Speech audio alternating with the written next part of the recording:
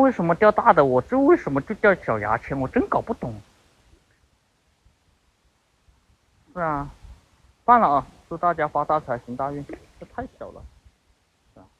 人家为什么掉大的，我就老是掉这种牙签，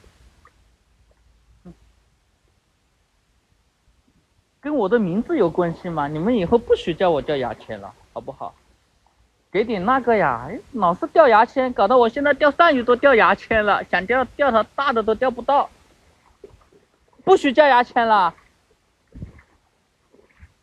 应该叫大泡号，以后叫大泡号了呀，不能叫牙签了，牙签都被你们。